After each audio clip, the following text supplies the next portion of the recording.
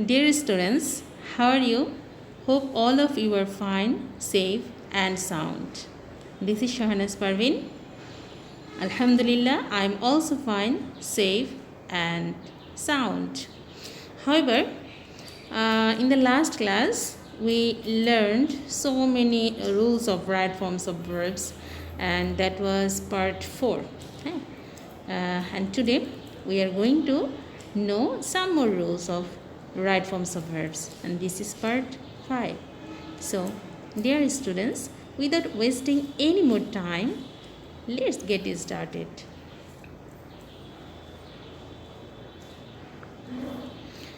Present tense, since, past indefinite. তোমরা দেখতে পাচ্ছ যে since এটা দুটো ক্লজের মাঝখানে থাকবে এবং ক্লজ হচ্ছে সেন্টেন্সের মতোই, তাই না? ক্লজ হচ্ছে সেন্টেন্সের মতোই। যদি সিন্সের আগের অংশ প্রেজেন্ট টেন্স থাকে, যদি প্রেজেন্ট টেন্স থাকে, তাহলে সিন্সের পরবর্তী যে অংশটি সেটা কি হবে? পাস্ট ইনডিফিনিট হবে। ঠিক আছে, দেখো, সিন্সের প্রথম অংশ যদি প্রেজেন্ট টেন্স থাকে, তাহলে সিন্সের পরের যে অংশটা সেটা কি হবে? পাস্ট ইনডিফিনিট হবে। ওকে, এটা মনে রাখবে। প্রেজেন্ট টেন্স বলতে ভার্বের প্রেজেন্ট ফর্ম এবং পাস্ট ইনডিফিনিট বলতে ভার্বের পাস্ট ফর্ম বোঝানো হচ্ছে, তাই না? আচ্ছা, আর আরেকটি রুল আছে, সেটা সিন্সের আগে যদি ধরো প্রেজেন্ট টেন্স না থেকে পাস্ট ইনডিফিনিট টেন্স থাকে, পাস্ট ইনডিফিনিট সাবজেক্ট ভার্বের পাস্ট ফর্ম প্লাস এক্সটেনশন, তাহলে কি হবে? সিন্সের পরে পাস্ট পারফেক্ট টেন্স থাকবে। তোমরা গঠনগুলি মনে রাখবে, ঠিক আছে? দেখো এক্সাম্পলটি দেখো, এই যে দেখো মাঝখানে সিন্স আছে। সিন্সের আগের অংশে কি?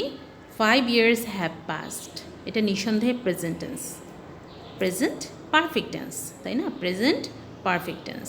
5 years have passed since I ব্র্যাকেটে হচ্ছে meet him। আচ্ছা, অর্থাৎ 5 বছর হয়ে গেল, তার সাথে সাক্ষাৎ হয়েছে, 5 বছর হয়ে গিয়েছে, এরকম। তো যেহেতু সিন্সের আগে প্রেজেন্ট পারফেক্ট, তাহলে এটা 1 নাম্বার যে রুলটা আছে এটা ফলো করবে। তাহলে সিন্সের পরে কি হবে? পাস্ট ইনডিফিনিট টেন্স, অর্থাৎ ভার্বের পাস্ট ফর্ম হবে, সাবজেক্টের পর মূল ভার্বের পাস্ট ফর্ম মেট হবে। তাহলে সঠিক অ্যান্সারটি হবে 5 years have passed since I met him। 5 years have passed since I met him। ঠিক আছে, আচ্ছা, এরপর নিচের যে এক্সাম্পলটি আছে দেখো, 5 years past, এবার কিন্তু হ্যাভ নেই, পাস্ট, সাবজেক্টের পরে ভার্বের past form, so this is past indefinite. তাহলে পরের অংশ কী হবে? পাস্ট পারফেক্ট, এবং পাস্ট পারফেক্টের ভার্বটি কী হয়? সাবজেক্টের পরে ভার্বটি হয় কি? Had plus verb 3। তাহলে 5 years past since I had met him, তাই না? আচ্ছা, তাহলে আশা করি যে তোমরা এটা বুঝতে পেরেছ। আমরা চলো পরবর্তী রুলে চলে যাই। এখানে হচ্ছে আগেরটার মতোই অ্যাজ ইফ অর্থ এমনভাবে যেন। আচ্ছা, তো অ্যাজ ইফও কিন্তু দেখবে তোমরা যে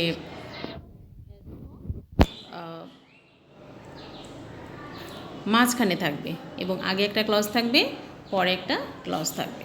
তো অ্যাজ ইফের আগের যে ক্লজ, সেই ক্লজটি যদি প্রেজেন্ট ইনডিফিনিট হয়, তাহলে পরের অংশ পাস্ট ইনডিফিনিট হবে, এবং আগের অংশটি যদি পাস্ট ইনডিফিনিট টেন্স হয়, তাহলে পরের অংশটি হবে পাস্ট পারফেক্ট।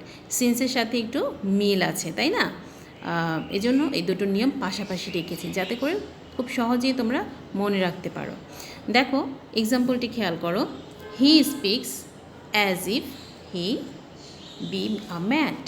আচ্ছা, দেখো অ্যাজ ইফ এর পাশে কি আছে? দেখো he subject, speaks verb, speaks present indefinite tense, তাই না? He speaks present indefinite tense.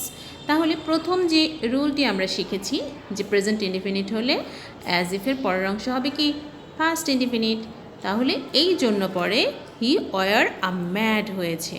এখন তোমাদের মনে প্রশ্ন জাগতে পারে যে এখানে ওয়াজ হলো না কেন? আমরা তো জানি যে বি ভার্বের পাস্ট ফর্ম হচ্ছে ওয়াজ। ডিয়ার স্টুডেন্টস, প্রতি ক্লাসেই প্রায় একটা নিয়ম এরকম থাকে বা বলা হয়েই যায় তোমাদের যে অ্যাজ ইফ অথবা ইফ, শুধু হ্যাড দিয়ে যে সেন্টেন্সটা শুরু হয়, এই টাইপের যে সেন্টেন্সগুলো আছে মানে অসম্ভব কিছু ইচ্ছা, হ্যাঁ, প্রকাশ পায়, সেটার ক্ষেত্রে সবসময় বি ভার্ব যখন আমরা ইউজ করব তখন ওয়ার ব্যবহার করতে হবে, তাই না? এটা আমরা আগেও জেনে এসেছি, তাও আজ তোমাদের সুবিধার জন্য আরেকবার বলে দিলাম। এটা শুধু বি ভার্বের ক্ষেত্রে প্রযোজ্য। যদি অন্য কোনো ভার্ব হতো সেক্ষেত্রে ভার্বের পাস্ট ফর্ম হতো, ঠিক আছে? তো he speaks as if he were a mad. সে এমনভাবে কথা বলে যেন সে একটা বদ্ধ পাগল। বাস্তবতা হচ্ছে আসলে কিন্তু সে পাগল নয়, বুঝতে পেরেছ? ওকে, বিতে দেখো আরেকটা এক্সাম্পল আছে। He spoke as if he know everything. He spoke.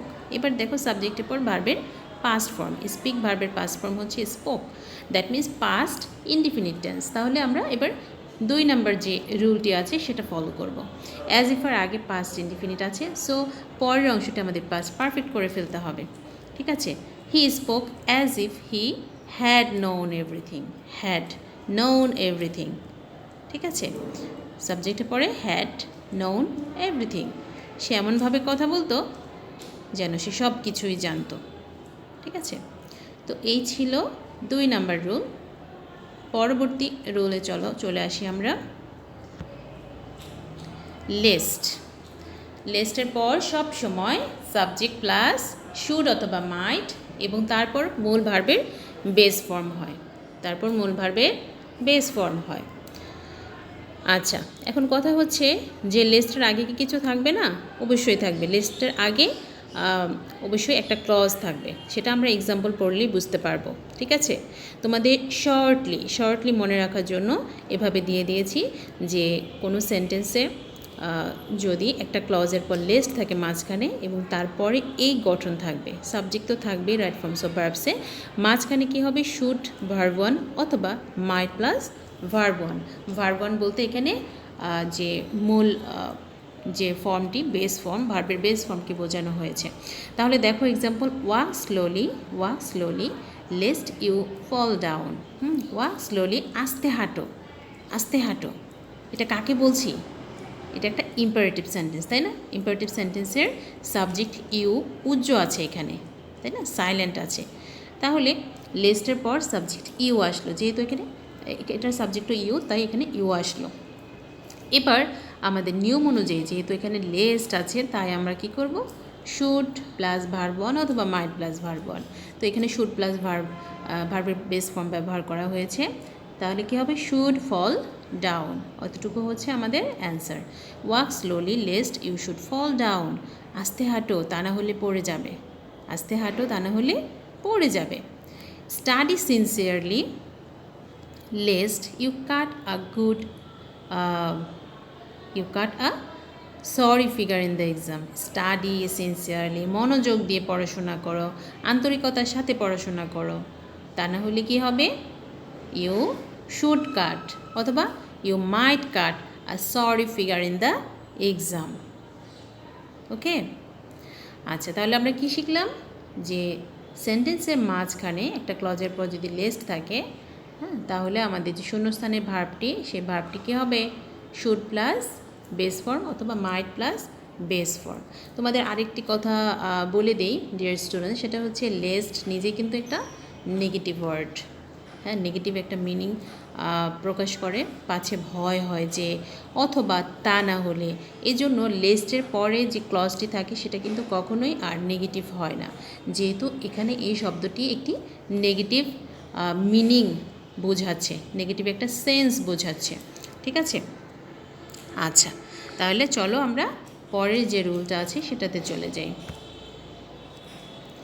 আচ্ছা, এটা হচ্ছে যে কোনো সেন্টেন্সের সাবজেক্ট যদি এমন দেখো যে সাবজেক্টের জায়গায় কে বসে আছে? The plus adjective. নর্মালি কোনো অ্যাডজেক্টিভ কিন্তু সাবজেক্ট হতে পারে না, এটা তোমরা সবাই জানো। সাবজেক্ট হিসেবে কাজ করে নাউন, প্রোনাউন, তাই না, নাউন আর প্রোনাউন। তো নর্মালি অ্যাডজেক্টিভ কখনো সাবজেক্ট হতে পারে না, কিন্তু অ্যাডজেক্টিভের আগে যদি দি বসানো হয় তাহলে সেটা পুরো জাতি বোঝানো হয় এবং সেটা অবশ্যই প্লোরাল বোঝানো হয়, প্লোরাল সেন্স বোঝানো হয়। প্লোরাল সাবজেক্ট হিসেবে বসতে পারে দি প্লাস অ্যাডজেক্টিভ। ওকে, তো এটা তোমরা মনে রাখবে যে কোনো সেন্টেন্সের সাবজেক্ট যদি দেখো যে দি প্লাস অ্যাডজেক্টিভ আছে, তখন অবশ্যই তোমাদের মনে রাখতে হবে যে এটা প্লোরাল। তো সেই ক্ষেত্রে ভার্বটাও আমাদের একটু মনোযোগ দিয়ে বসাতে হবে। প্লোরাল সাবজেক্টের ক্ষেত্রে আমরা যেরকম ভার্বগুলো বসাই, তোমরা সবাই জানো যে প্লোরাল যে সাবজেক্টগুলো আছে, যেমন উই, হ্যাঁ, ইউ, তোমরা, দে, তারপর পিপল, ঠিক আছে, এরকম টাইপের যে সাবজেক্টগুলো আছে, যত প্লুরাল সাবজেক্ট আছে এবং যত সেকেন্ড পারসন আছে, সেকেন্ড পারসন এবং প্লুরাল সাবজেক্টের ক্ষেত্রে যখন আমরা বি ভার্ব ইউজ করব, বি ভার্ব মানে এম, ইজ, আর, প্রেজেন্ট আর পাস্টে হচ্ছে ওয়াজ, ওয়ার। এটা সবাই তোমরা জানো, এটা আমরা আগে অনেকবার পড়েছি, তাই না? তো সেক্ষেত্রে আমি যেটা বলতে চাচ্ছি, খেয়াল করো যে এই সাবজেক্টটি যদি প্লুরাল হয় অথবা সেকেন্ড পারসন হয়, তাহলে বি ভার্ব সব সময় কী হবে, প্রেজেন্টের ক্ষেত্রে আর হবে এবং পাস্টের ক্ষেত্রে ওয়ার হবে। প্রেজেন্টের ক্ষেত্রে আর হবে, পাস্টের ক্ষেত্রে ওয়ার হবে, ঠিক আছে?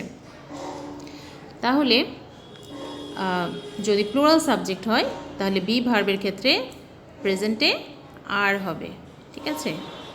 আচ্ছা, এরপর হ্যাভ ভার্বের ক্ষেত্রে প্রেজেন্টে কি হবে, হ্যাভ হবে, ঠিক আছে? এটা কিন্তু কার ক্ষেত্রে, প্লুরাল সাবজেক্টের ক্ষেত্রে। আর নর্মালি যে ভার্বগুলো আছে, আচ্ছা, ডু ভার্বের ক্ষেত্রে কি হবে, ডু ভার্বের ক্ষেত্রে ডু হবে। আর নর্মালি যে ভার্বগুলো আছে, অ্যাকশন ভার্ব যেগুলোকে আমরা বলে থাকি, যেমন ধরো গো, রিড, স্টাডি, স্লিপ, ওয়ার্ক, এগুলোর সাথে অবশ্যই অ্যাস ফর্ম হবে না, ঠিক আছে? এগুলোর সাথে অবশ্যই অ্যাস ফর্ম হবে না, নর্মাল যে প্রেজেন্ট ফর্মটা সেটা হবে। আমি বারবার বলছি, আমি প্রেজেন্টের ক্ষেত্রে বলছি, প্রেজেন্ট। তাহলে দ্য রিচ, এরপর কি বসাবো আমরা, আর বসাবো। এই যে জিনিসগুলো আমরা লিখেছি, আর, হ্যাভ, ডু, আর হচ্ছে অ্যাজ বিহীন অ্যাকশন ভার্ব, এগুলো সবগুলো হচ্ছে যখন প্লুরাল সাবজেক্ট হবে, এটা মনে রাখবে, তাহলে তোমাদের টুকিটাকি ভুলগুলো হবে না। এই ভুলগুলি তোমরা প্রায় করে থাকো। প্লুরাল সাবজেক্টের ক্ষেত্রে বি ভার্বে প্রেজেন্টে আর হবে, পাস্টে ওয়ার হবে, ঠিক আছে? আর হ্যাভ ভার্বের ক্ষেত্রে হ্যাভ হবে, ডু ভার্বের ক্ষেত্রে ডু হবে, অন্যান্য অ্যাকশন ভার্বের ক্ষেত্রে এস হবে না, এস বিহীন ভার্ব হবে, ঠিক আছে? তাহলে দেখো, the rich are not always happy, এখানে কি হলো, আর হলো। The rich are not always happy, ধনীরা সবসময় সুখী হয় না। তাহলে দি রিচ এখানে প্লুরাল সাবজেক্ট হিসেবে কাজ করেছে, ঠিক আছে? সেকেন্ড এক্সাম্পলটি খেয়াল করো, the educated have a great responsibility to remove illiteracy. এখানে দেখো, দ্য এডুকেটেড, শুধু এডুকেটেড মানে হচ্ছে শিক্ষিত, এডুকেটেড শিক্ষিত, এটা একটা অ্যাডজেক্টিভ। কিন্তু যখন দ্য এডুকেটেড হয়ে গিয়েছে তখন কিন্তু শিক্ষিত নাই, শিক্ষিতরা, যারা শিক্ষিত পুরো সবাইকে বোঝানো হচ্ছে, শিক্ষিতরা, ঠিক আছে? শিক্ষিতদের হ্যাভ আ গ্রেট রেসপন্সিবিলিটি, বিশাল দায়িত্ব রয়েছে, টু রিমুভ ইলিটারেসি, নিরক্ষরতা দূর করার ক্ষেত্রে তাদের দায়িত্ব রয়েছে। তাহলে দেখো, দ্য এডুকেটেড আমরা একটু আগে পড়েছি যে প্লুরাল সাবজেক্ট হলে হ্যাভ ভার্বের কি বসবে, হ্যাভ বসবে, আমরা একটু আগে পড়েছি। সো এখানে আমরা কি বসাবো, হ্যাভ বসাবো, have a great responsibility to remove illiteracy, ঠিক আছে? আশা করি তোমরা এই নিয়মটিও বুঝতে পেরেছো, সমস্যা হচ্ছে না আশা করে। আচ্ছা, তারপর আরেকটা রুল আমরা পড়ব। দেখো, এখানে হচ্ছে যে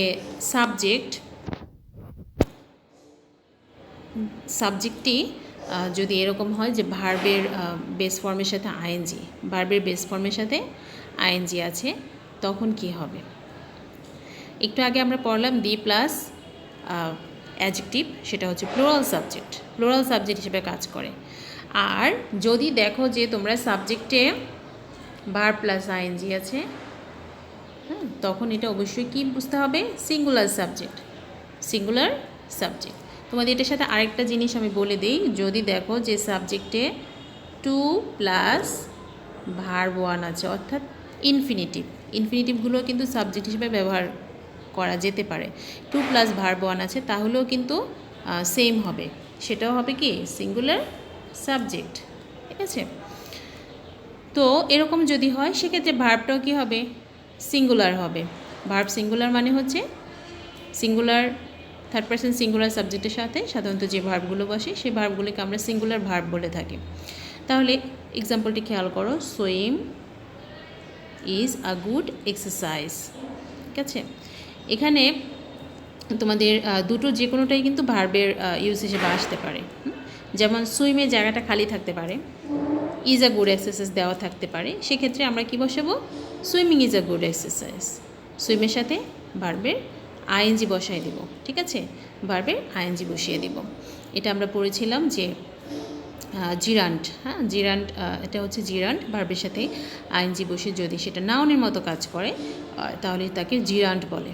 ঠিক আছে, তো যাই হোক, সেন্টেন্সের শুরুতে সাবজেক্ট হিসেবে যদি তোমরা দেখো যে ভার্ব বসাতে হচ্ছে, সেক্ষেত্রে অবশ্যই মূল ভার্বের সাথে আইএনজি বসিয়ে দেবে। এটা একটা নিয়ম। আরেকটা নিয়ম আছে যে ধর সুইমিংটা প্রশ্নে থাকলো, এবার এই জায়গাটা গ্যাপ থাকলো, হ্যাঁ এই ভার্বের জায়গাটা গ্যাপ থাকলো, তখন তোমাদের অবশ্যই বুঝতে হবে যে সুইমিং যেহেতু মূল ভার্বের সাথে আইএনজি বসেছে, সুতরাং কী হবে, এটা সিঙ্গুলার সাবজেক্ট হিসেবে কাজ করবে। ঠিক আছে, সিঙ্গুলার সাবজেক্ট হিসেবে কাজ করবে। তো সেই ক্ষেত্রে আমরা কি করব, বি ভার্বের ইজ বসাবো, বি ভার্বের ইজ বসাবো। ঠিক আছে, একটু আগে আমরা শিখেছি যে প্লুরাল সাবজেক্ট এবং সেকেন্ড পারসন ইউ এর ক্ষেত্রে কি কি বসে, বি ভার্ব হলে আর বসে, হ্যাভ ভার্ব হলে হ্যাভ বসে, ডু ভার্ব হলে ডু বসে, এবং অন্যান্য যে অ্যাকশন ভার্ব আছে সেটার এস বিহীন, হ্যাঁ এস বিহীন ভার্ব বসে। আর থার্ড পারসন সিঙ্গুলার সাবজেক্টের ক্ষেত্রে থার্ড পারসন সিঙ্গুলার কী হতে পারে, third person singular he, she, it. ঠিক আছে, এরপর এখন আমরা যেটা শিখলাম যে ভার্বের সাথে আইএনজি বসালে সেটাও থার্ড পারসন সিঙ্গুলারের মতো কাজ করে। তো এই ক্ষেত্রে আমরা কি বসাবো, এই ক্ষেত্রে বি ভার্বের ক্ষেত্রে কি বসাবো, প্রেজেন্টে ইজ বসাবো, পাস্টে ওয়াজ বসাবো। হ্যাভ ভার্বের ক্ষেত্রে কি বসাবো, হ্যাভ ভার্বের ক্ষেত্রে হ্যাজ বসাবো। ডু ভার্বের ক্ষেত্রে কি বসাবো, ডু ভার্বের ক্ষেত্রে ডাজ বসাবো। ঠিক আছে, আর অ্যাকশন ভার্বের ক্ষেত্রে কি বসাবো, অ্যাকশন ভার্বের ক্ষেত্রে অ্যাজ বসাবো। ঠিক আছে, তাহলে এই যে আমরা শিখলাম এই যে জিনিসগুলো, এগুলো কার ক্ষেত্রে, সাবজেক্ট যখন থার্ড পারসন সিঙ্গুলার হয় তখন আমরা এই বিষয়গুলো মনে রাখবো। বি ভার্বের ক্ষেত্রে ইজ বসাবো, হ্যাভ ভার্বের ক্ষেত্রে হ্যাজ বসাবো, ডু ভার্বের ক্ষেত্রে ডাজ বসাবো, এবং যে অ্যাকশন ভার্ব আছে বাকি সেগুলোর ক্ষেত্রে আমরা কি বসাবো, ভার্বের এস ফর্ম বসাবো। ঠিক আছে, তাহলে swimming is a good exercise. একইভাবে দেখো বিতেও আছে telling lines, telling lines is a great sin. আচ্ছা, এটা এভাবে দেওয়া হয়েছে এক্সাম্পলটি এই জন্য যাতে তোমরা দুটো নিয়মই খুব ভালো করে বুঝতে পারো যে এই জায়গাটা যদি তোমাদের খালি থাকে, প্রশ্নপত্রের যদি এই জায়গাটা খালি থাকে তাহলে কি হবে, মূল ভার্বের সাথে আইএনজি ফর্ম বসবে। আবার ধরো এই জায়গাটা খালি না থেকে যদি এই জায়গাটা খালি থাকে, ইজের জায়গাটা, এখানে ধরো বি ভার্ব বসাতে হবে, সেক্ষেত্রে আমাদের কি বসাতে হবে, ইজ বসাতে হবে। ঠিক আছে, এটা কিন্তু দুটো ভাবেই আসতে পারে, সুতরাং তোমরা দুটো ওয়েই তোমরা মনে রাখবে। ঠিক আছে, যাতে করে কোনো প্রবলেমে না পড়ো। ওকে, তো নিয়মটি বুঝতে পেরেছো তো সবাই, সমস্যা হচ্ছে না তো? ওকে, আরেকটা নিয়ম পড়বো আমরা, in a simple sentence having two verbs. আচ্ছা, আমরা জানি যে সিম্পল সেন্টেন্সে একটা ফাইনাইট ভার্ব থাকে এবং অন্য যত ভার্ব আসুক না কেন, 2টা 3টা 4টা 5টা যত ভার্ব আসুক না কেন সেগুলো অবশ্যই নন ফাইনাইট হয়ে যায়, তাই না? এটা আমরা জানি সিম্পল সেন্টেন্সের ক্ষেত্রে এটা হয়। তো যাই হোক, যদি কোনো সিম্পল সেন্টেন্স থাকে এবং সেখানে দুটো ভার্ব আছে, একটা ভার্ব তো প্রশ্নপত্রে দেওয়াই থাকবে, আরেকটা ভার্ব ধরো স দেওয়া থাকলো, একটা ভার্ব খালি থাকলো, তখন কি করব আমরা, সেই ভার্বটার সাথে আইএনজি বসিয়ে দেব, ভার্বের আইএনজি ফর্ম বসাবো। যেমন আই স হিম প্লে, আমি তাকে খেলতে দেখলাম, আমি তাকে খেলতে দেখলাম, আই স হিম প্লেইং। ওকে, আচ্ছা, আরেকটা আছে দেখো, ড্যাশ হিজ প্রেয়ার মানে নামাজ পড়ে he walks by the river side, সে নদীর তীরে হাঁটে। আচ্ছা, এখন দেখো এখানে কিন্তু অলরেডি একটা ভার্ব আছে, হি ওয়াক্স, ফাইনাইট ভার্ব। ফাইনাইট ভার্বটা আমরা পেয়ে গিয়েছি। আরেকটা ভার্ব খালি আছে, সেটা অবশ্যই নন ফাইনাইট হবে, এবং নন ফাইনাইট করার জন্যই আসলে এখানে কি হয়, ভার্বের আইএনজি ফর্ম হয়ে যায়। Saying his prayer he walks by the river side, নামাজ পড়ে সে নদীর তীরে হাঁটে, নদীর পাশে হাঁটে। ঠিক আছে?